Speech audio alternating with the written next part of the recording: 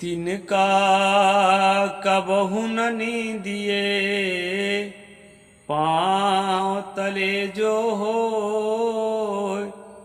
कबहु कौड़ी आँखिन परे पीर घनेरी हो। नमस्कार दोस्तों, मैं अविनाश दास रेशनल कबीर यूट्यूब चैनल में आप सबका हार्दिक स्वागत करता हूं।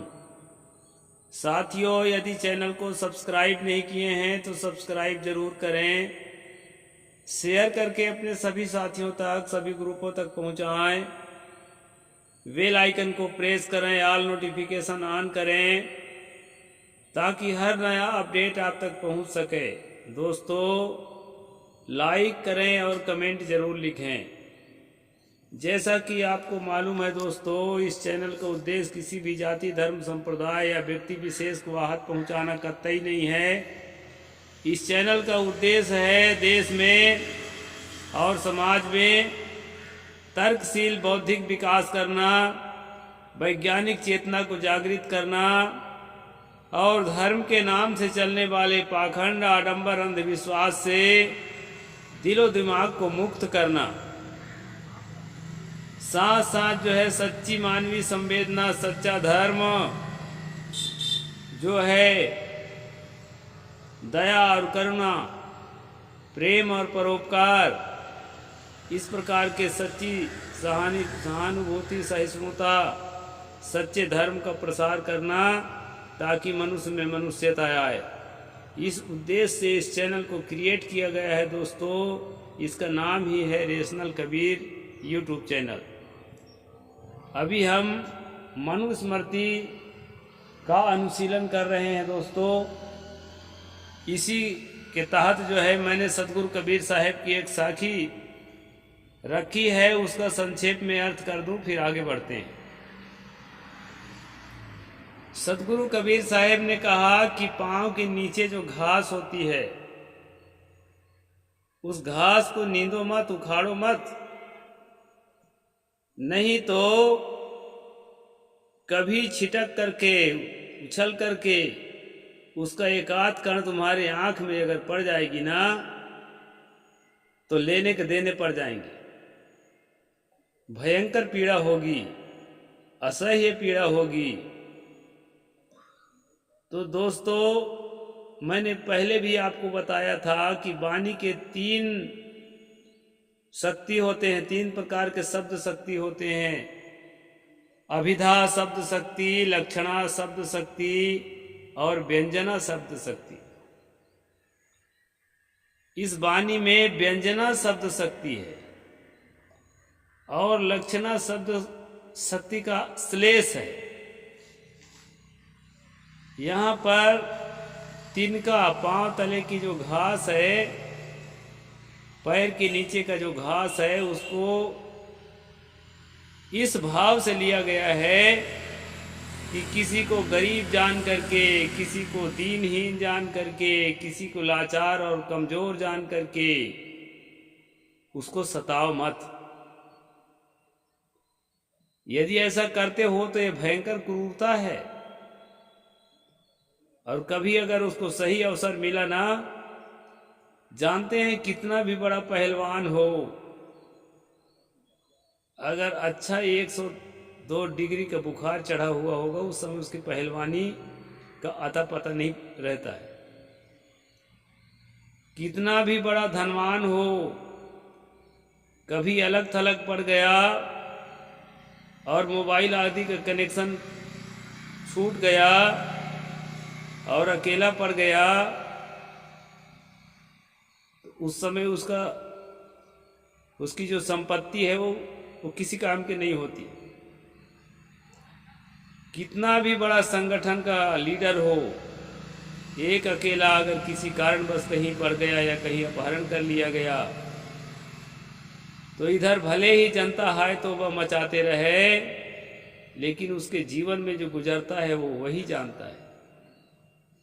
इसलिए दोस्तों, हम चाहे राजनैतिक लीडर हों, धार्मिक लीडर हों, हम चाहे धनवान हो, बुद्धिमान हो, यह किसी भी प्रकार की निधियां जो है अहंकार करने की चीज नहीं है। सदगुरु कहते हैं कबहू को उड़ी आंखन पर है, जिसकी आपने अवहेलना की है, जिसको आपने तिरस्कार किया है, जिसको आपने हे दृष्टि से देखा है, कभी उसके पास भी अवसर आ सकता है। उस समय जो है वो प्रतिशोध लेगा। ये संसार प्रतिशोध से बना है। ये संसार जो है हम कुछ भी करें हमसे बदला ना लिया जाए, ऐसा नहीं है।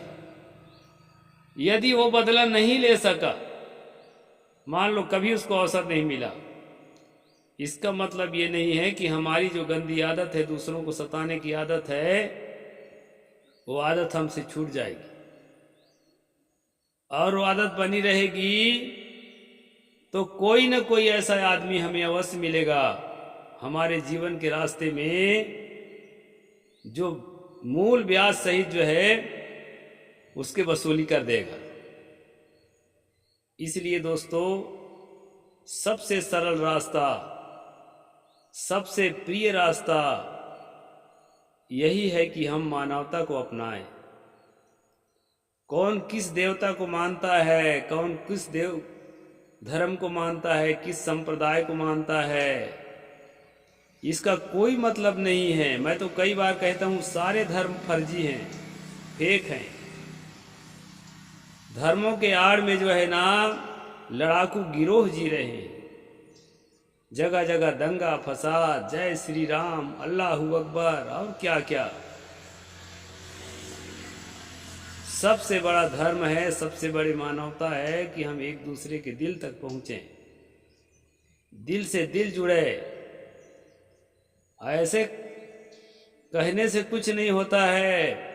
उदार चरिता नाम तो बस दैव कुटुंबकम, सिया राम मैं सब जग जानी, करहूं प्रणाम जोर जुग पानी। ये कहने से कुछ नहीं होता दोस्तों। ऐसा कहने वाला भी देखते हैं राम भद्राचार्य को,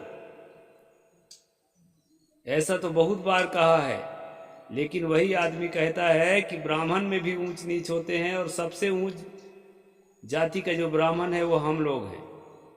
हमारी जाति सबसे श्रेष्ठ है ब्राह्मणों में, इसके बाद वाले अन्य ब्राह्मण हमसे नीच हैं और अन्य लोग ब्राह्मणों से भी नीच। तो भेदभाव फैलाते हैं। निश्चलानंद सरस्वती जो शंकराचार्य है, कितना फैलाता है कि जो है ऊपर के 3 वर्ण की रोटी शुद्ध है और नीचे के 3 वर्ण की बेटी शुद्ध है। यह बात जो है निश्चलानंद सरस्वती कहता है, चाहे तो उसको YouTube चैनल खोल के आप देख लें। यानी कि बड़ी जातियां छोटे जाति के बेटियों के साथ जो है संबंध बना सकते हैं, उसमें कोई बात नहीं है। और छोटी जातियां बड़ी जातियों की रोटी खाने में उसको अशुद्ध ना माने। आज के युग में शंकराचार्य ऐसा कहते हैं। तो दोस्तों, किसी को हीन दीन दुर्बल बनाए रखने का प्रयास करना और किसी वर्ग को फायदा पहुंचाने का प्रयास करना, ये पूरी तरह से मेरे ख्याल से धर्म है ही नहीं। अगर यही धर्म है तो धर्म से बड़ा मूर्खता कुछ भी नहीं। तो हम जो है दोस्तों कल मनुस्मृति के तहत जो है पढ़े थे, जाने थे कि उत्तम जाति के जो पुरुष है वह निम्न जाति के स्त्री से संबंध कर सकती है और निम्न जाति के जो यानी कि पुरुष है उत्तम जाति के स्त्री से संबंध करता है तो उसका जो है वध करने योग्य है। नीच वर्ण का पुरुष वध करने योग्य है। ये 266 नंबर मनुस्मृति श्लोक अध्याय 8 श्लोक नंबर 366 में हम कल पढ़े थे। आज जो प्रसंग पढ़ने जा रहे हैं दोस्तों, ये प्रसंग और भी खतरनाक है। आदमी का मन कैसा कैसा होता है, बड़ा विचित्र मन होता है।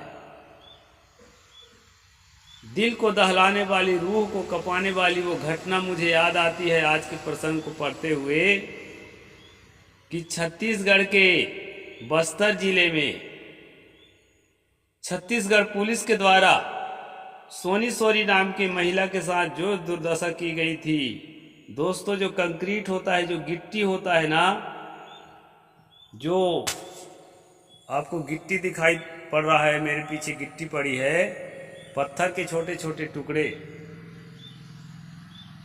उसको सबसे पहले तो ये प्रयास किया जाता है कि दुनिया की नज़रों में इसको गिरा दे, इसको अपराधी साबित कर दें, नक्सली साबित कर दें, इसको असामाजिक साबित कर दें, ताकि लोग जो है इसके प्रति सहानुभूति न रखें। इसके बाद जो है मनचाही अपराध उसके साथ किया जाता है, और यही किया था सोनी सोरी के साथ। उसको दोस्तों सबसे पहले नक्सली घोषित किया गया। नक्सली घोषित करने के बाद उसके साथ जितना दुराचार करते बना, पुलिस ने दुराचार किया, बस्तर पुलिस। और इसके बाद जो है उसके पर्सनल पार्ट में, उसके गुप्तांग में गिट्टी को फूंस कर भर दिया गया था दोस्तों। ऐसे ऐसे गंदी मानसिकता के लोग आज भी भारत में हैं इस 21वीं सदी में। इसको सुन करके, पढ़ करके रूह कांप जाती है, दिल दहल जाता है। वो वीरांगना स्त्री किसी तरह से अपने प्राण बचने के बाद आज भी समाज के लिए लड़ रही है, अभी जीवित है। तो आज का प्रसंग कुछ इसी तरह से है दोस्तों। मनु ने इस प्रकार के घटना को अंजाम देने वालों के लिए कुछ सजा लिखी है। यहाँ मनु का लिखना भी ठीक है, उसी को मैं पढ़कर आपको सुना रहा हूं। अभिष्याह्यं तु यः कन्यां कुर्यात् दर्पेण मानवः तस्यासु करे अंगुल्यो दंडम चारहति शतम। मनु कहते हैं, जो मनुष्य घमंड में आकर जबरदस्ती कन्या के योनि में उंगली डालकर उसे भ्रष्ट करता है, तो राजा शीघ्र उसकी उंगली कटवा कर उसे 600 पण का जुर्माना करे। मतलब 600 पण, पण का मतलब करसापण का मतलब उस समय की करेंसी है, यानी 600 रुपये दंड दे और उसकी दोनों उंगली कटवा दे। सकामादुस्यस्तुल्यो नागुल्य लिच्छेद मापनुयात द्विशतम तु दमः दाप्यम प्रसंग विनिवृत्ते। स्वयं न चाहने वाली कन्या को उंगली डालकर भ्रष्ट करने वाले समान जाति के पुरुष की उंगली नहीं कटवाना चाहिए। यहाँ जो है मनु पक्षपात कर रहा है। पहला जो 367 नंबर का जो श्लोक है उसमें तो ठीक कहा है कि भाई इस तरह अपराध करता है तो उसको सजा देना चाहिए, लेकिन यहाँ पर जो है अगर समान जाति की कन्या के साथ ऐसा करता है, उसके पर्सनल पार्ट में उंगली डालता है कोई पुरुष, तो उसकी उंगली नहीं काटना चाहिए, केवल उसको 200 रुपये का जो है 200 पण का जुर्माना बस लेना चाहिए, ताकि वह ऐसा दुष्कर्म दोबारा ना करे। तो दोस्तों यहाँ पर मनु ने राहत देने का काम किया है। अगर जाति का है तो, और दूसरे जाति का है तो उसकी उंगली काट दिया जाए। हम लोग जो है इक्वलिटी को पसंद करते हैं, किसी भी जाति का हो, अपराध अपराध होना चाहिए और उसकी सजा सजा होनी चाहिए। आगे कहते हैं, कन्यायो कन्याम या कुर्यास तत्स्याम स्यात् द्विशतो दमः शुल्कम च द्विगुणम दद्याच्छिफाश्चैवाप्नुयात् 10। 369 नंबर का श्लोक है, अध्याय 8 मनुस्मृति। यदि कन्या दूसरी कन्या के साथ ऐसा व्यवहार करे, अगर एक स्त्री दूसरे स्त्री के गुप्तांग में उंगली डाले तो 200 रुपये का दंड राजा को दे और दुगना शुल्क उस लड़की के बाप को दे। ऐसी लड़की को 10 कोड़े लगवाए, 10 कोड़ा मारने की सजा है, और 200 रुपये जो है उसको जुर्माना देने की बात मनु यहाँ कहते हैं। या तु कन्याम प्रकुर्यात स्त्री या सद्यो मौढ़्यामर्हति अंगुल्येवरेवा छेदम खरेणोद्वदहनम। तथा यदि स्त्री कन्या की योनि में उंगली डाले तो राजा तत्काल उसका सिर मुड़वा दे, या उसकी 2 उंगली कटवा डाले, या गधे पे चढ़ाकर उसे सड़कों पर घुमाए। यहाँ पर जो है बताया है दोस्तों, स्त्री को ये ऊपर वाला श्लोक में और इसमें 370 नंबर में लगभग एक ही प्रकार के अपराध है, लेकिन सजा में थोड़ा अंतर दिया है। योनि में उंगली डाले तो राजा तत्काल उसका सिर मुड़वा दे। अब सिर मुड़ाने से कोई दर्द नहीं होता है, कोई खास नहीं है, लेकिन बाल रखने की जिसकी आदत है ना महिलाओं की, वो बिना बाल के अपने को सजा महसूस करती हैं, अपमान महसूस करती हैं। उसकी 2 उंगली कटवा डाले या गधे पर चढ़ाकर उसे सड़कों पर घुमावे। वैसे अंग भंग करने की सजा जो है, मनु ने कहा है, आजकल अंग भंग करने की सजा नहीं दी जाती है दोस्तों। आजकल जो है इस प्रकार सजा किसी भी अपराध में नहीं दी जाती। किसी का उंगली काट देना, हाथ काट देना, इस प्रकार। एक तो बहुत बड़ा अपराध है तो आजीवन कारावास, और बहुते बड़ा अपराध है तो उसको मृत्युदंड, फांसी दिया जाता है। और नहीं तो सामान्य अपराधों के लिए तरह तरह की जुर्माना और जेल काटने की मात्रा, सश्रम कारावास इत्यादि की सजा आजकल दिया जाता है।